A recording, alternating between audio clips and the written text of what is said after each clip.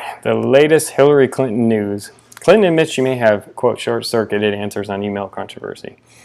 Whatever the hell that means. I think what she probably meant here is short-cutted, not short-circuited, and the reason I say that and give her that benefit of the doubt is because she's probably saying, well, I wasn't indicted and I wasn't tried, so therefore what I've been saying is truthful, and while ignoring all the nuances of what the director of the FBI actually said, which was she was careless and committed perjury, yada yada yada, basically. So let's just dive into this. She's doubled down on recent misleading statements about her use of a private server at the State Department. Even she acknowledged that she may have short-circuited her answers about it. So she's basically taking media questions and says that I may have short-circuited, and for that I will try to clarify. You had an opportunity to clarify right there. What you're basically doing here is just being a passive-aggressive douchebag. Yeah, I may have short-circuited, and for that I'll try to clarify. Next question. This is more Clinton crap. She's a liar. She's been a liar for years and years and years. You can go back. You can see the statements she's made for decades. She went on to repeat that she never sent or received classified information on her private email server, a statement that is inconsistent with Comey's testimony on Capitol Hill. And this is the problem, right? The FBI has said she sent and received classified information, and here she goes once again trying to say that she didn't. Sorry, I'll believe the FBI over a political hack like you, Clinton. And I go back to where I started. I regret using one account. I've taken responsibility for that. Okay, so let's just rewind a bit. She said she used one account essentially out of convenience. Now, let me ask you a question. I'm in IT security. It's my living. It's my career. I've done it for a long time. And here she's basically, back then she actually said that it was more convenient to use one account. Let me ask you a question though. Do you think it's convenient to stand up a private server, hire someone to do that, to configure it, to maintain it, to do the care and feeding of it, and configure everything for that when all she had to do was take the government phone and she would have been done? Instead, she's got to hire someone, kind of under the radar, to build this server, plug it in, make sure it's got the proper bandwidth, the processing speed, pay for the hardware to run it, pay the guy to maintain it, a lot of different variables there. Do you think that's more convenient than just taking the government phone, BlackBerry, whatever they have at this point? I would argue that it is highly inconvenient to do what she did, and that her excuse is more bullshit by the Clintons. Basically, the controversy is continued to dog her, and widespread perception among voters that she isn't honest or trustworthy. This is not the only issue that's made voters think she's not honest or trustworthy. Her lie about Benghazi, the lies about sniper fire, and all this stuff, it adds up over time, and people, at some point begin to dislike her. And the situation with the DNC, right? The colluding of her campaign with the DNC to basically screw Bernie Sanders out of the nomination. I mean, you're talking about a woman who couldn't even win her own nomination fairly at this point. I mean, this is like embarrassing for her, and it just adds to the untrustworthiness that is Hillary Clinton. She's not her husband. She's not Bill Clinton. She doesn't have the charisma that he has. So she can't just charm her way out of problems like he could. Okay, so she calls on journalists to hold Donald Trump accountable, saying reporters have a special responsibility to our democracy at a time like this. Okay, reporters pretty much attack Donald Trump daily. I mean, there's not a day that goes by where I don't see negative articles about Donald Trump. I mean, it's pretty much status quo to beat the crap out of him as a journalist. Occasionally you'll see a positive article about him, but it's not the majority. It's not generally what's happening. So, she mentions he retweets white nationalists. Okay, that was one time, and it had nothing to do with white nationalist ideas or white nationalist tweets. It was a tweet that was unrelated to white nationalism at all. See, this is another thing I hate about the left.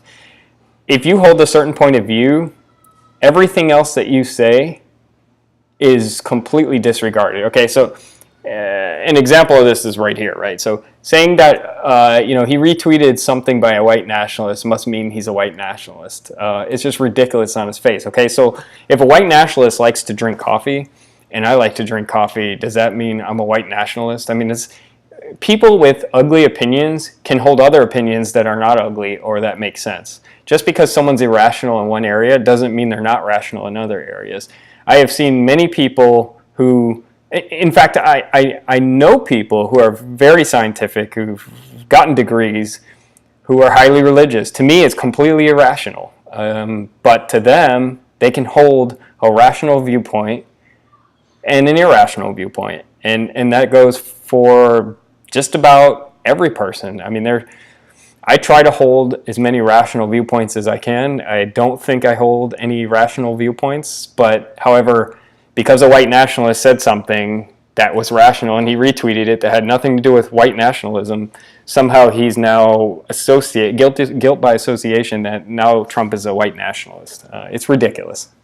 And just because someone supports you, say a white nationalist is going to vote for Trump, doesn't mean Trump is a white nationalist or has their interests at heart. I mean, do the Black Panthers support Hillary Clinton? I'd like to know.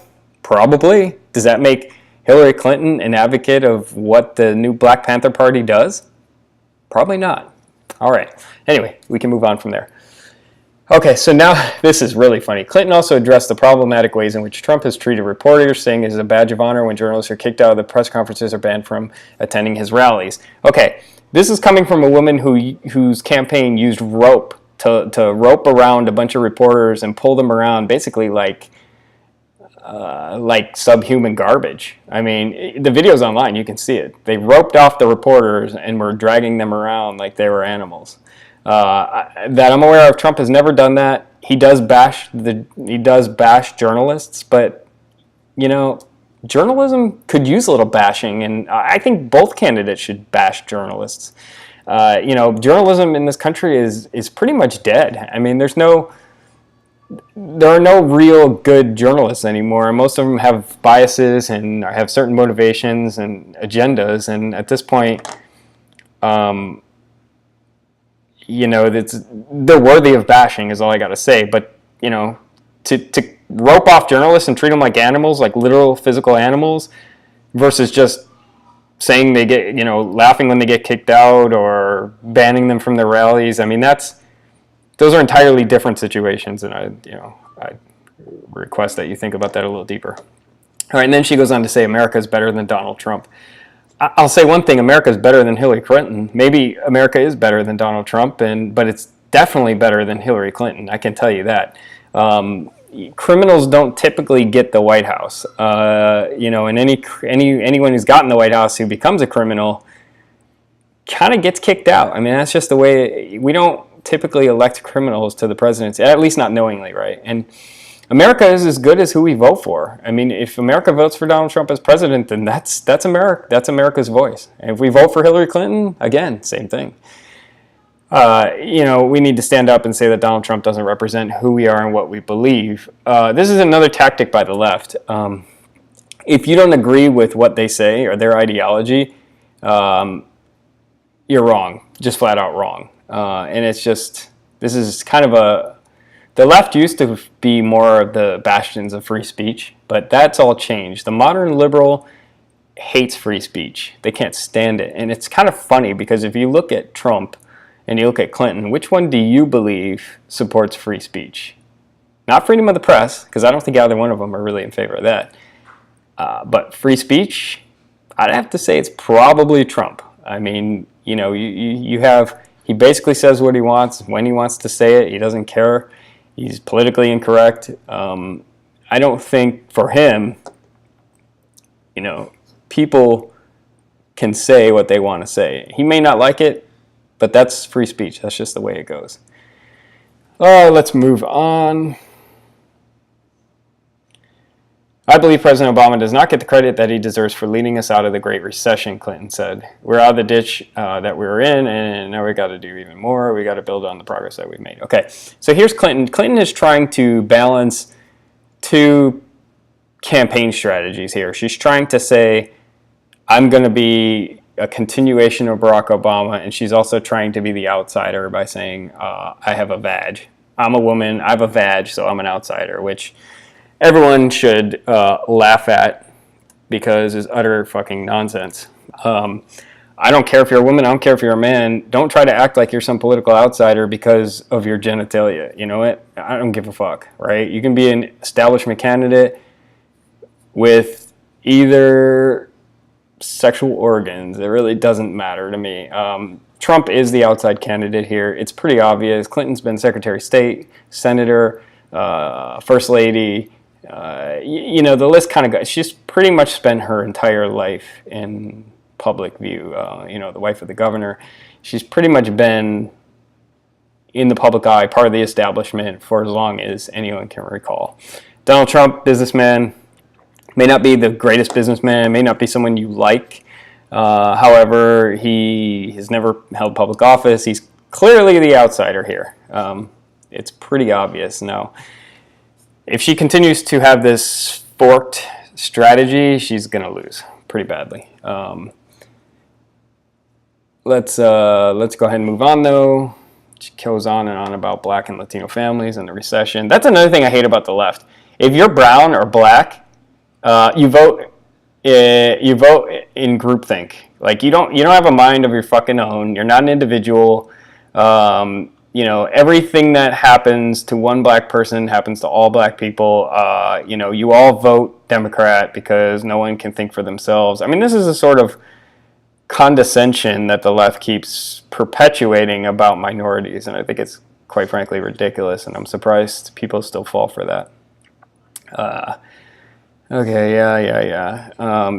See, now this article originally started out, and the intent of it was to question her trustworthiness, right? But it's turned into basically a propaganda piece for Hillary Clinton. Now you look at this article, and you can see the shift, the clear shift to pro-Clinton. Clinton and her running mate, Tim Kaine, have been traveling the country to discuss their jobs agenda, including a 3-day bus tour across the Rust Belt following the Democratic National Convention, and basically go into, you know, Donald Trump said this, Trump said that.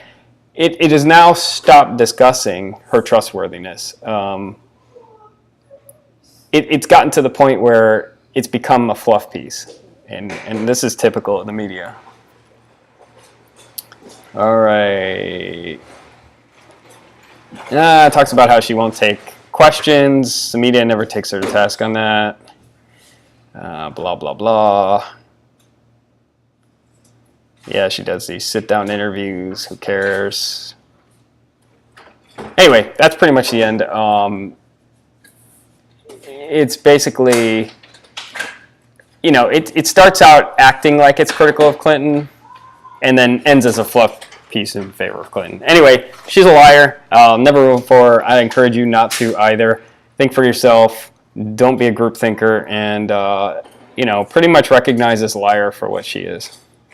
Anyway, this is American Iconoclast. Till next time.